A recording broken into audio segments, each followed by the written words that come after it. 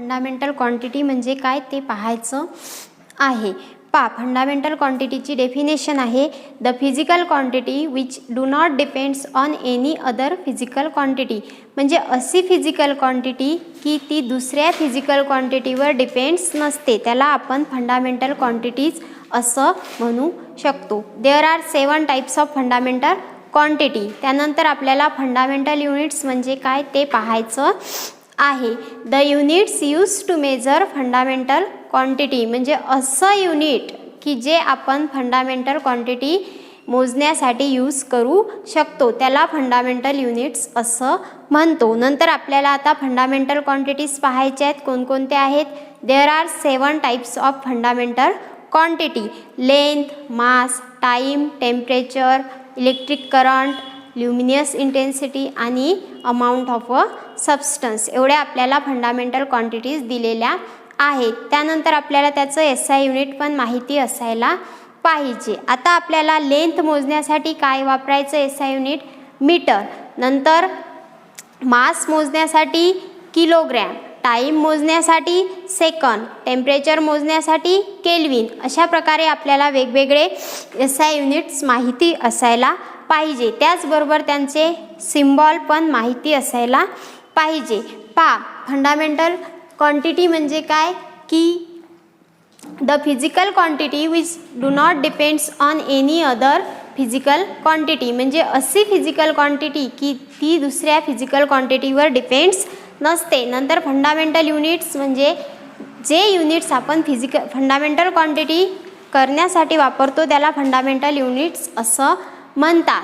There are 7 types of fundamental quantity. ते आपण पाहिलेले आहेत. नंतर त्यांचे सिम्बॉल पण माहिती असायला पाहिजे. आता आपल्याला लेंथ मोजायचा आहे मीटरमध्ये मोजायचा आहे म्हणून त्याचा सिम्बॉल M. नंतर मास मोजायचा आहे किलोग्रॅममध्ये. हे सर्व जे सांगत आहे मी ते SI युनिट आहेत. मास मोजायचा आहे किलोग्रॅममध्ये म्हणून आपण kg लिहायचं. नंतर टाईम मोजायचा आहे सेकंदमध्ये S लिहायचं. नंतर टेम्परेचर मोजायचं आहे केल्विनमध्ये म्हणून K लिहायचं आहे. आणि इलेक्ट्रिक करंट मोजायचं आहे SI युनिटमध्ये ॲम्पियरमध्ये म्हणून A लिहायचं आहे. ल्युमिनियस इंटेन्सिटी मोजायची आहे कॅन्डेलामध्ये म्हणून आपल्याला CD लिहायचं आहे. आणि अमाऊंट ऑफ सबस्टन्स मोजायचा आहे मोलमध्ये म्हणून आपण MOL हे लिहू शकतो. आपण फंडामेंटल क्वांटिटी म्हणजे काय ते पाहिलेलं आहे. नंतर आपल्याला पाहायचं आहे डिराईव्ह क्वांटिटी. फंडामेंटल क्वांटिटीच्या टोटली अपोजिट डिराईव्ह क्वांटिटी आहे. फंडामेंटल क्वांटिटीची डेफिनेशन काय सांगते आपल्याला की the physical quantity which do not depends on any other physical quantity. म्हणजे अशी फिजिकल क्वांटिटी जी दुसऱ्या फिजिकल क्वांटिटीवर डिपेंड्स नसते. पण डिराईव्ह क्वांटिटी हे टोटली अपोजिट आहे fundamental क्वांटिटीच्या.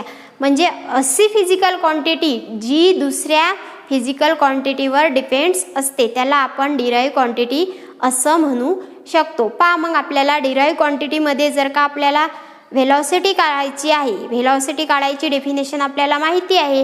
Rate of change of displacement with respect to time. म्हणजे टाईमसोबत जर का डिस्प्लेसमेंट चेंज होत असेल तर त्याला आपण व्हेलॉसिटी असं म्हणतो. आता आपल्याला व्हेलॉसिटी काढायचं आहे म्हणून आपल्याकडे फॉर्म्युला आहे rate of change of displacement with respect to time. आणि डिस्प्लेसमेंट मीन्स डिस्टन्स आपण कशामध्ये मोजतो? मीटरमध्ये. आणि टाईम सेकंदमध्ये म्हणून आपण त्याचे सिम्बॉल घेतलेले आहे मीटर पर सेकंद. आपण याला असं पण लिहू शकतो.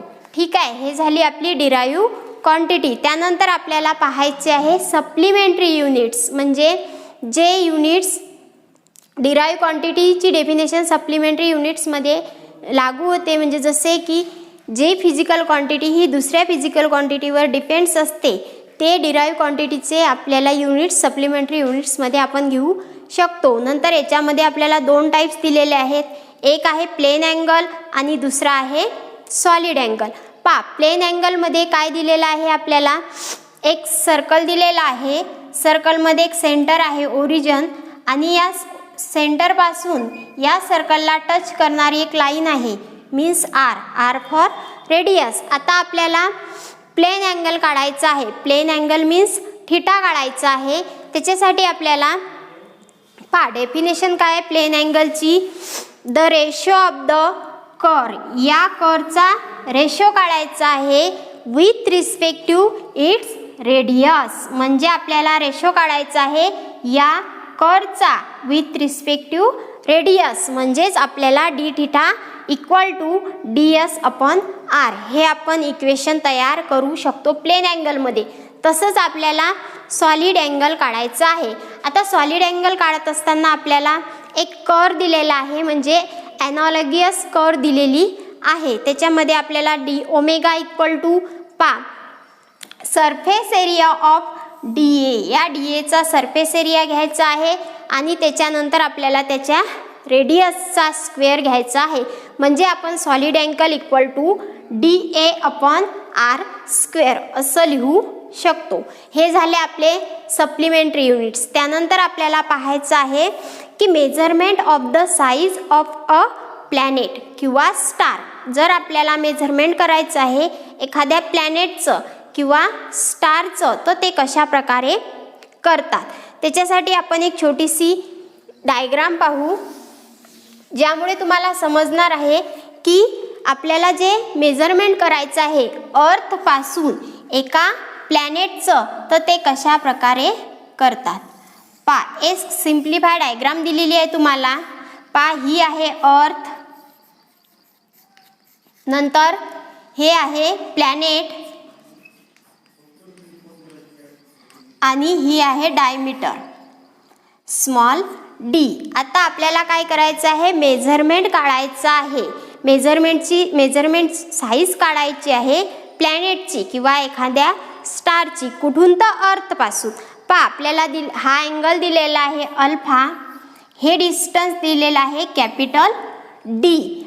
स्मॉल डी काय आहे, D is the diameter of the planet. D काय आहे, डायमीटर आहे कशाचा, या प्लॅनेटचा. अल्फा काय आहे, angle between the two opposite direction. हा अँगल आहे दोन अपोजिट डायरेक्शनचा.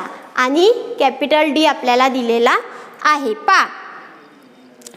कॅपिटल डी काय आहे, एक लार्ज डिस्टन्स आहे. कुठून, आपल्याला अर्थपासून तर प्लॅनेटपर्यंत दिलेला आहे. आपल्याला काढायचं आहे की डायमीटर ऑफ द प्लॅनेट. आपल्याला प्लॅनेटचा डायमीटर काढायचा आहे, म्हणजे आपल्याला स्मॉल डी काढायचा आहे. याच्यासाठी आपल्याकडे फॉर्म्युला आहे alpha equal to small d upon capital D. म्हणजे आपल्याला हा अँगुलर दिलेला आहे alpha equal to small d upon capital D. आपल्याला अल्फा दिलेला आहे. नंतर आपण याला कन्वर्ट करायचं, D equal to alpha d. Cross multiplication करायचं, D equal to alpha d. म्हणजे आपल्याला डी मिळालेला आहे. आणि स्मॉल डी काय आहे, is the diameter of the planet. हा कशाचा डायमीटर आहे, प्लॅनेटचा, ज्याच्या थ्रू आपण त्याची व्हॅल्यू काढू शकतो. नंतर आपल्याला याच्याच बेसवर एक प्रॉब्लेम दिलेला आहे, जे आपल्याला सॉल्व करायचं आहे या फॉर्म्युल्याचा वापर करून, जे तुम्ही घरी पण सॉल्व करू शकता. नंतर आपल्याला मेजरमेंट ऑफ मास आणि मेजरमेंट ऑफ टाईम हे कसं काढायचं ते बुकमध्ये दिलेलं आहे सविस्तर, जे तुम्ही वाचूनही समजू शकता. नंतर आपल्याला मेन पार्ट पाहायचा आहे, डायमेन्शन्स म्हणजे काय आणि डायमेन्शनल ॲनालिसिस म्हणजे काय. This is a main part of this chapter. Dimensional formula कसा काढायचा ते सुद्धा आपल्याला इथंच पाहायचं आहे. आणि डायमेन्शनल ॲनालिसिसचा उपयोग कसा करायचा ते सुद्धा आपल्याला पाहायचं आहे.